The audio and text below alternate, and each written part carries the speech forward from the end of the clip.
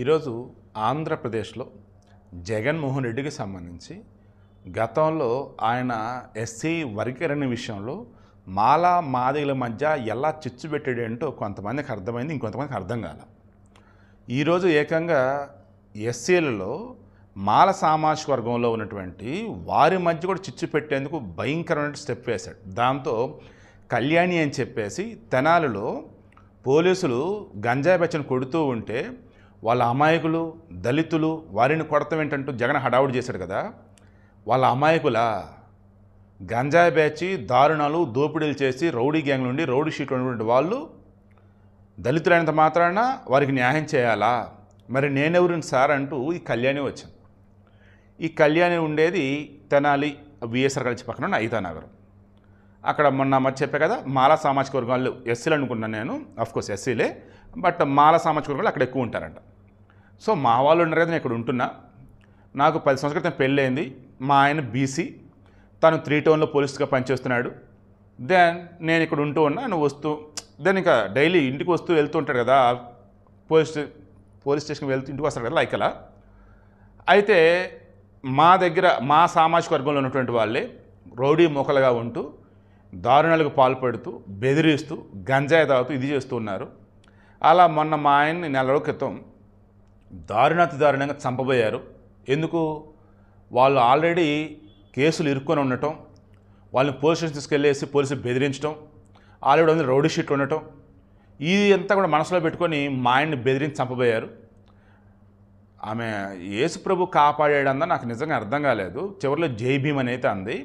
మొత్తానికి తాను పూజించిన దైవం అనుకోవచ్చు, లేదన్నప్పుడు తన తాలి గట్టిది కాబట్టి తన పెనుమిడి బ్రతికాడు అన్నట్టుగా చెప్పుకొచ్చింది.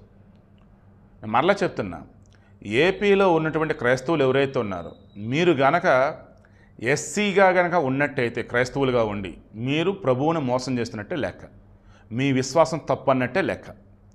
మీరు నిజంగా ప్రభువుని గనక పూజిస్తున్నట్టయితే, ఆరాధిస్తున్నట్టయితే, ప్రార్థిస్తున్నట్టయితే, ఆయన దేవుడిని మీరు గనక నమ్మినట్టయితే ధైర్యంగా మీరు మాలా క్రిస్టియన్, మాదిగా క్రిస్టియన్ అన్నట్టుగా హ్యాపీగా పెట్టుకోండి.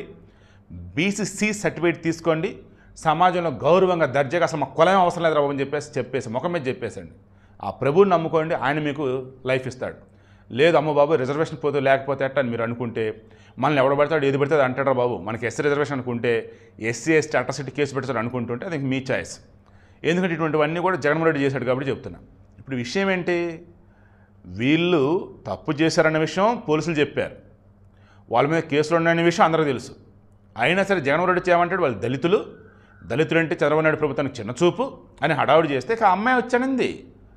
దళిత సంఘాలకి జగన్మోహన్ రెడ్డిని సూటిగా అడుగుతూ ఉన్నా, నేను దళిత మహిళనేగా, నా మెడలో తాళిబొట్టిన వాళ్ళు లాగేపోయారు అంటే నా భర్తను చంపారు, మరి నా పరిస్థితి ఏంటి? ఇక్కడ బాధితురాలు నేనా? గంజాయి తాగి పోలీసులను చంపినటువంటి వాళ్ళ? దళితులైతే వాళ్ళు ఏం చేసినా చెల్లిద్దా? హ్యాట్సాప్ చెప్తున్నానమ్మా మీకైతే మాత్రం శభాష్, కరెక్ట్గా అడిగారు. సో ఇప్పుడు నేను అంటున్నా, ఆ వైసీపీలో ఉన్నోళ్ళకి అసలు ఆ బుర్ర అనేది పనిచేయదా? లేదా జగన్మోహన్ రెడ్డి మా నాయకుడు అనుకోగానే ఆటోమేటిక్ బుర్ర వచ్చేసి మొద్దు పడిపోయిద్దా? బుర్ర బుద్ధి జ్ఞానం ఉండదా? వాళ్ళు ఎవరు, వాళ్ళు ఏం చేశారు, అండ్ యువతలో వచ్చేసి బాధితులు ఎవరు ఏంటిది వద్దా మీకు? వాడు ఘోరమైన టెర్రరిస్ట్ అయినా ముస్లిం అయితే చాలని చెప్పేసి వాడు చచ్చితే ఊరేగింపుకి వెళ్తారా? అండ్ వాడి కాపాడాలని చెప్పేసి నిరసన చేస్తారా? అలాగే దళితులైనంత మాత్రాన వాళ్ళు చేసిన దరిద్రాలు దౌర్జన్యాలు ఇంకా అవన్నీ కూడా వదిలేయాలా? ఏంటి ఘోరం, ఏంటి అరాచకం? ఆమె పెట్టిన వీడియో కూడా నెక్స్ట్ అటాచ్ చేస్తాను చూడండి. నేను మరలా చెప్తున్నా, ఇప్పటికీ వైసీపీలో ఉన్నా, ఇప్పటికీ జగన్మోహన్ రెడ్డి నాయకుడు అనుకుంటూ ఉన్నా, మీ వల్ల మీ కుటుంబానికి, ఈ రాష్ట్రానికి, ఈ దేశానికి మీకు చాలా చాలా ప్రమాదం. మీరు మారాలి. మనకు సైకిల్గా మారిన వాళ్ళు ఇక మేము ఎంత జాంబీలుగా ఉన్న వాళ్ళని ఎవడు మార్చలేడు. ఈ వీడియో చూస్తున్న వాళ్ళలో కనీసం ఏమాత్రం మానవత్వం అనేది కనుక ఉంటే మారతారన్న చిన్న ఆశతో నేను వీడియో వేస్తున్నా. క్లియర్గా ఈరోజు జిల్లా ఎస్పీ సతీష్ గారు ఆయన సుతం క్లారిటీ ఇచ్చారు. ఏమండి, వాళ్ళు మామూలుగానే నార్మల్ వాళ్ళని బెదిరిస్తూ ఉంటారు, వాళ్ళ మీద ఆల్రెడీ కొన్ని కేసులు ఉన్నాయి, ఇప్పుడు ఏకంగా పోలీసుని బెదిరించడం కాదు ఏకంగా పోలీసుని చంపబోయారంటే ఇక మరి ఏం చేయాలని చెప్పేసి ఆయన అన్నాడు. నేను అదే అంటున్నా. మీలో చాలామంది కామెంట్లు పెడుతున్నారు. నేను వాళ్ళు సూటిగా అడుగుతున్నా, బాబు మిమ్మల్నో నన్నో మీ పక్కింటి వాళ్ళని ఎదురింటి వాళ్ళనో నార్మల్ పబ్లిక్ని వాడు ఏదైనా చేశాడని అనుకుందాం, వాడు మిమ్మల్ని చంపబోయాడు, అయినా సరే దేవుడు మీరు బతికేశారు, దాన్ని వాడి నుంచి పోలీసులు అరెస్ట్ చేశారు. ఎస్, పోలీసు కొట్టకూడదు, వైసీపీలు చెప్తున్నట్టు పోలీసు ఎప్పుడు వాళ్ళని కొట్టకూడదు. ముద్దు పెట్టుకొని అమ్మా చంపోయావమ్మా, చనిపోలేదమ్మా అతను, సరేలేమ్మా జడ్జి ఏమంటారు రామ్మ అని జడ్జి ముందు తీసుకొని ప్రవేశపెట్టాలి. అప్పుడు జడ్జి చెప్పిన దాన్ని బట్టి ఏంటంటే ముందుకెళ్ళిపోయేది. జగన్ చెప్పినా అంబటి రాంబాబు చెప్పినా వాళ్ళు చెప్పిన వర్షన్ ఇదే. వాళ్ళు ఏం చేయబడి మీరు ఏం అనకూడదు, వాళ్ళు దళితులు పాపం, మైనారిటీలు పాపం, అంతే కదా. కరీముల్లా, విక్టరు, నవీను, ఇంకో అతను వచ్చేసి కరీముల్లా, విక్టరు, నవీను, ఇంకో అతని పేరు ఏదో ఉండే, మొత్తం నలుగురు వీళ్ళు, నవీను, విక్టరు, రాకేష్.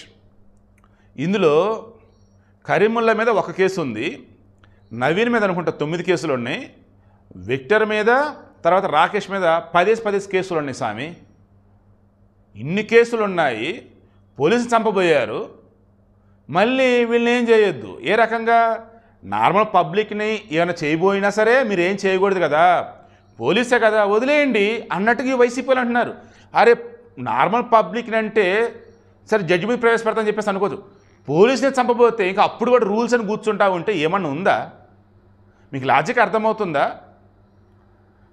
భాష సినిమా ఐడియా ఉంది కదా, అందులో వాళ్ళ ఇంట్లో మగవాడిని కావచ్చు, భాషను కావచ్చు ఎదుగుదంటే తట్టుకుంటాడు. ఇంట్లో ఆడవాళ్ళ జోలికి వస్తే ఇక ఊరుకోడు. ఏ ఆడవాళ్ళకైతే రక్షణ గీతను ఉన్నాడో ఆ ఆడవాళ్ళని అనాయిదిగా చేయబోతుంటే ఇక తట్టుకోలేకపోతాడు.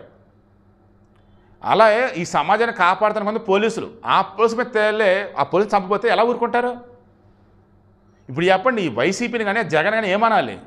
ఇంకా ఎస్సీల్లో ఉన్నటువంటి క్రైస్తవులు కావచ్చు, నార్మల్ వాళ్ళు కావచ్చు, ఇంకా జగన్కి వైసీపీకి సపోర్ట్ చేస్తారా? ఇంకా గుంపులో గొర్రెలాగా ఉంటారా, లేదా వాళ్ళ కింద బానిసలాగా ఉంటారా? మీ ఛాయిస్ అది. మరలా చెప్తాను, మీ మధ్య చిచ్చు పెడతారు. కోడికత్తి సీన్ అండి దళితుడు కాదా? డాక్టర్ సుధాకర్ అండి దళితుడు కాదా? డ్రైవర్ సుబ్రహ్మణ్యం అనంతబాబు చంపాడు ఎమ్మెల్సీ దళితుడు కాదా? ఆ లిక్కర్ రేట్లు ఏంటని చెప్పేసి పాపం ఎవరైడు కుర్రాడైతే ఘోరంగా కొట్టారు అతన్ని, దళితుడు కాదా? ఇలా చెప్పుకుంటే పోతే జగన్మోహన్ రెడ్డి హయాంలో ఎంతమంది దళితుల్ని చంపారో హింసించారో లెక్కలేవు. ఆ రోజు ఒక్క దళిత సంఘం ముందుకు రాలా, ఆ రోజు ఒక్క వైసీపీ నాయకుడిని గొంతు తెరవలా. ఆ మూమెంట్లో నాలాంటోడు టీడీపీలు జనసేన వల్ల నోరులెత్తి మాట్లాడారు. ఈ దళిత సంఘాలు ఏమైనా తెలియదు, మానవ హక్కుల సంఘాలు ఏమైనా తెలియదు, ప్రజా సంఘాలు ఏమైనా తెలియదు, ఒక్క నోరెత్తింది లేదండి బాబు. ఏ పేరు మీరు అంతా పెయిడ్ సంఘాల మీరు కూడా, లేదన్నప్పుడు వైసీపీ ఫండింగా? నేను సూటిగా అడుగుతున్నా, దేనికైనా ఒక పద్ధతి అనేది ఉంటుంది. ఆ పద్ధతి దాటి ఇవ్వడానికి ప్రవర్తిస్తే ఎవడు ఊరుకోడు. ఈ వైసీపీకి ఒకళ్ళ పుచ్చుకునే వాళ్ళని నిజంగా జనాలు చీకొట్ట ఖచ్చితంగా త్వరలో అయితే వచ్చింది. ఇప్పుడైతే నేను వీడియో క్లోజ్ చేస్తున్నా, మీ వీడియో నెక్స్ట్ అటాచ్ చేస్తా చూడండి. మరలా చెప్తున్నా, వైసీపీ కానీ జగన్ కానీ చాలా చాలా ప్రమాదం, ఏపీకి కానీ మీకు కానీ. నా పేరు పుల్లగూరు కళ్యాణి, మాది గురుపాలెం మాలపల్లి. 10 సంవత్సరాల క్రితం నేను బీసీ కులానికి చెందిన కన్నా చిరంజీవి వివాహం చేసుకున్నాను. మా ఆయన ఉద్యోగరీత్యా తెనాలిలో ఐతన్నగర్లో నివాసం ఉంటున్నాను. నేను మాల కులానికి చెందిన అమ్మాయిని. నాకు తల్లిదండ్రులు లేరు. నా భర్త నన్ను కంటికి రెప్పలా చూసుకుంటున్నాడు. నేను ఈ ఐతన్నగర్లు ఎందుకుంటున్నానంటే మా కులానికి చెందిన వాళ్ళు ఉన్నారని భరోసాతో నేను ఉంటున్నాను. నా భర్త పడుతుంది పోలీస్ స్టేషన్లో వర్క్ చేస్తున్నారు. నా భర్త ఇంటికి బయలుదేరే క్రమంలో రౌడీ షీటలు దాడి చేసి మారు ఆయుధాలతో చంపబోయారు.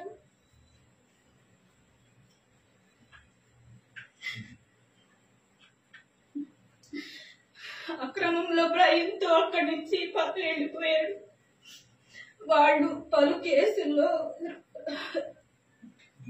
నేరస్తులని తెలిసింది. ఆ రోజు దళిత సంఘాలు, రాజకీయ నాయకులు ఏమైపోయారు? మా ఆయనకి ఏమైనా జరిగితే మేము, మా పిల్లలు ఏమైపోయారు? నా భర్త ప్రాణాలు దక్కడం నాపై చూపించి అయితే నేను భావిస్తున్నాను. రౌడీ షీటర్లు ప్రోత్సహించమని కుల సంఘాలు, రాజకీయ నాయకులకు అంబేద్కర్ చెప్పారా? రౌడీ షీటర్లు దళితులు అయితే నేను దళితులని కాదా? నా భర్త బీసీ దళితుడు కాదా? ఆ రోజు రౌడీ షీటర్ దాడిలో నా భర్తకి ఏమన్నాయి? దళిత సంఘాలు, రాజకీయ నాయకులు నాకు ఏమని సమాధానం చెప్తారు? నా కుటుంబాన్ని పోలీస్ శాఖ చాలా అనుకుంటున్నా. అలాగే మరో మహిళకు ఇలా అన్యాయం జరగదు.